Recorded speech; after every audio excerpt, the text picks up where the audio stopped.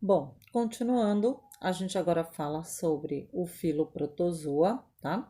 É um filo de importância médica, por conta dos componentes desse filo, tá? Que são responsáveis por doenças como doença de Chagas, a giardíase, a tricomoníase, né? Que é a tricomonas vaginalis, a leishmania brasiliense, leishmania donovani, é, a malária, tá? São doenças causadas por protozoários. Então, é um filo bastante importante para a área médica. Esses protozoários, né? Esse filo protozoa, além dos protozoários, são inclusos nele também as algas, né? Algas marinhas e de várias espécies. Mas como o nosso foco maior é aqueles, não que essas algas não tenham importância médica, elas têm, tá? Inclusive tem causado danos aí em pacientes que fazem hemodiálise, tem contaminado água, né, para hemodiálise e tudo mais. Só que a gente vai focar um pouquinho mais nos outros, nos protozoários propriamente ditos e não nas algas cianofícias, rodofícias e aí por diante. Então, esse filo que a gente vai estudar, ele tem mais de 60 mil espécies conhecidas. Dessas, metade, né, já entrou em extinção. Então, metade são conhecidos como fósseis, tá? Metade. A outra metade são compostas aí são mais de 10 mil espécies que são parasitas, né? De variados animais e também da espécie humana.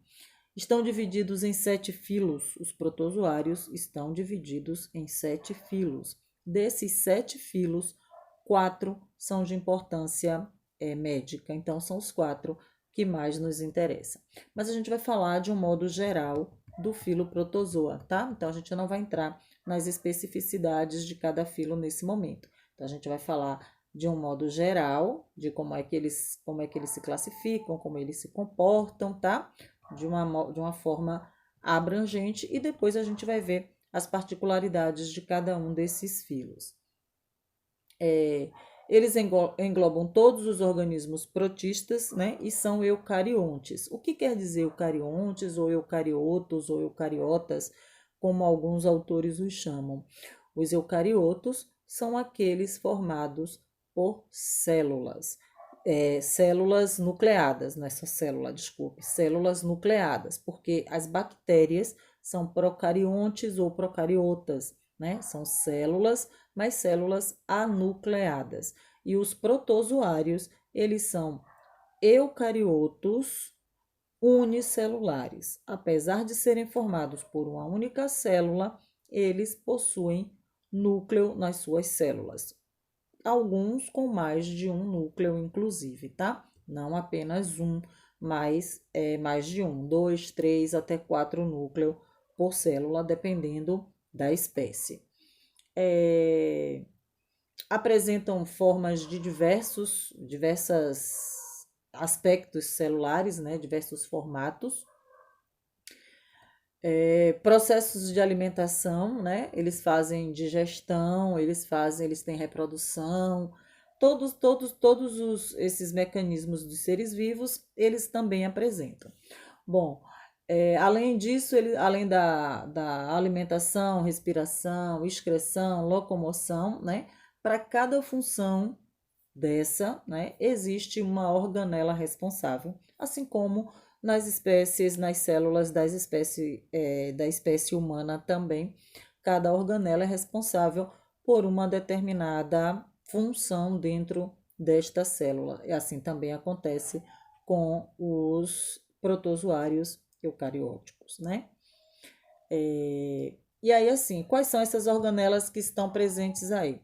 O núcleo, a gente sabe que o núcleo é o centro de atividade da célula, né? Assim também acontece com todos os outros animais nucleados, né? Celulares com células nucleadas.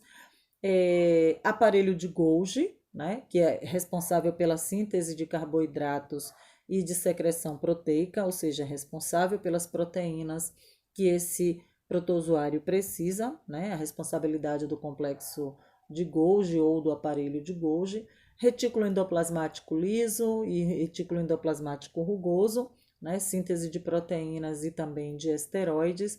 As mitocôndrias, que são as unidades geradoras de energia, isso a gente aprende bem lá atrás na infância, né? Mitocôndria é a unidade geradora de energia responsável pela energia que a célula precisa. Como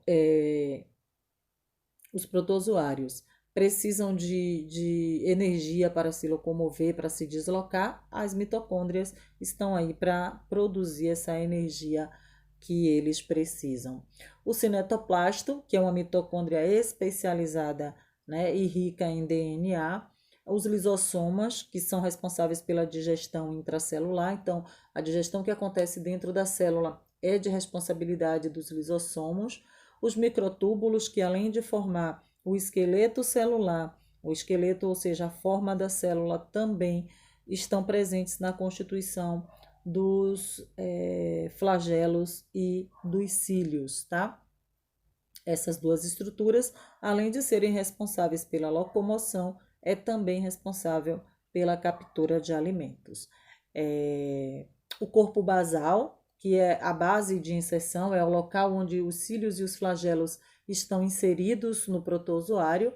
O axonema, tá? Que é o eixo central do flagelo, e o citostoma, que é como se fosse a boca, tá? Então, ele não tem boca propriamente dito, e sim esse citostoma, que é onde ele coloca o alimento para que ele seja digerido. Então, todas essas organelas estão presentes nos protozoários de um modo geral. A gente vai ver as especificidades mais adiante.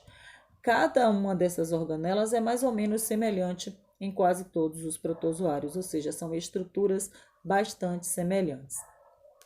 Ocorrem pequenas diferenças, né, que podem ser observadas na microscopia, tanto óptica quanto eletrônica, e além dessas ferramentas, o estudo dos protozoários apresentam aí grandes variações conforme a fase evolutiva e o meio em que esses protozoários estejam inseridos, tá?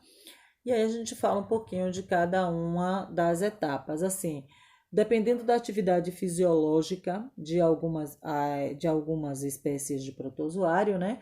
Eles podem ter fases bem definidas. E aí essas fases, elas são denominadas a primeira fase de trofozoito, cisto ou oocisto e gameta, tá? E aí vocês vão receber no material de vocês, na apostila, as definições de cada uma dessas fases, dessas etapas da vida dos protozoários. Bom, aí agora a gente vai falar um pouquinho sobre a reprodução deles, né? São animais porque são do reino animal, tá, gente? Não porque seja um animal de grande porte e tal. Mas assim, são parasitas, né? Que apresentam os dois tipos de reprodução. O que eu quero dizer com os dois tipos? Tanto reprodução sexuada quanto reprodução assexuada.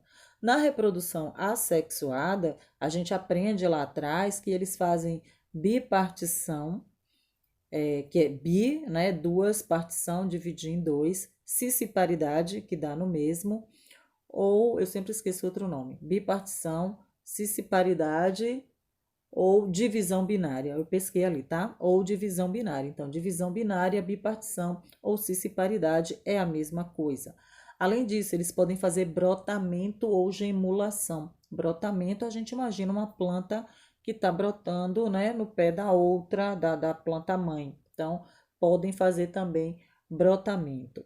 Endogenia é uma outra forma de reprodução assexuada, e a endogenia é a formação de células filhas, né, por meio de brotamento interno, ou seja, em vez de brotar para fora, ele brota para dentro da célula. Claro, depois essa célula vai se romper e liberar essas formas que foram geradas.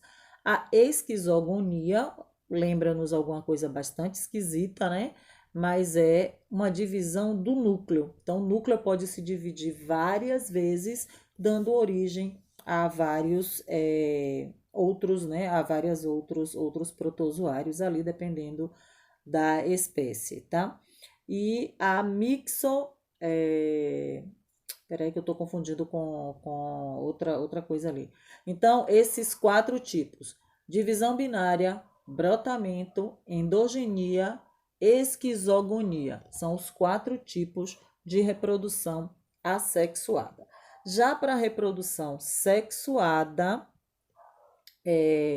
eles podem fazer conjugação, que é quando eles se juntam e trocam material genético, né? Ou a singamia ou fecundação, que é quando ocorre a troca de microgametas e de macrogametas. Bom, aí vocês vão falar assim, mas protozoário faz reprodução sexuada?